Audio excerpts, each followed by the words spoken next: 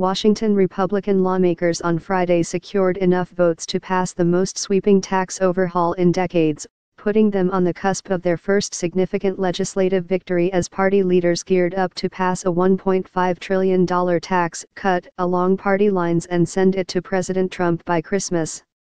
A day after the bill's fate seemed somewhat in doubt, Republican leaders notched 2 wins on Friday, when Senator Marco Rubio of Florida said he would vote yes after winning a more generous child tax credit in the final bill, and Senator Bob Corker of Tennessee, who voted against the initial Senate bill over deficit concerns, said he would support the legislation despite the cost of the tax cuts.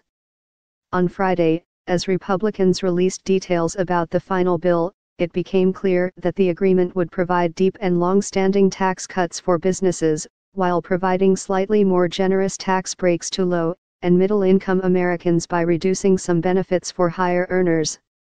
New details from the text show that lawmakers offset last-minute changes to the bill, such as eliminating the corporate alternative minimum tax and lowering the top individual tax rate to 37% from 39.6% today, through slight adjustments, not sweeping changes. It was still unclear how they were going to pay for the entire package, which can add no more than $1.5 trillion to the deficit if it is to pass without Democrat support. Despite the bill's $1.5 trillion price tag, Mr. Corker, a longtime deficit hawk, said he was swayed to support the bill as the result of many conversations over the past several days with individuals from both sides of the aisle across Tennessee and around the country. Mr. Corker said the bill is far from perfect, and left to my own accord, we would have reached bipartisan consensus on legislation that avoided any chance of adding to the deficit, and far less would have been done on the individual side with items that do not generate economic growth. A spokeswoman for Mr. Rubio said the senator will vote yes on the legislation, given the changes that were made. The final bill will allow families who owe no federal income taxes to still claim up to $1,400 of the $2,000 child tax credit, up from $1,100 in the original version. In a tweet on Friday, Mr. Rubio called it a solid step and suggested he would now vote for the bill. The move to satisfy Mr.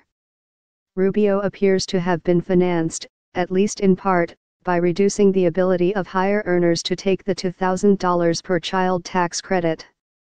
The Senate bill lowers the income cap for families who could claim the credit by phasing out the benefits of the credit once families earn $400,000 a year, down from the $500,000 in the original Senate bill.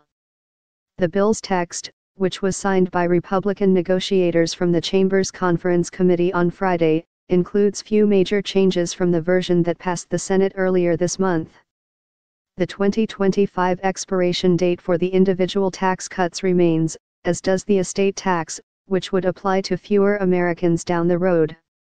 At the center of the $1.5 trillion bill are large tax cuts for corporations and other businesses, which Republican lawmakers say will create jobs, investment, and economic growth.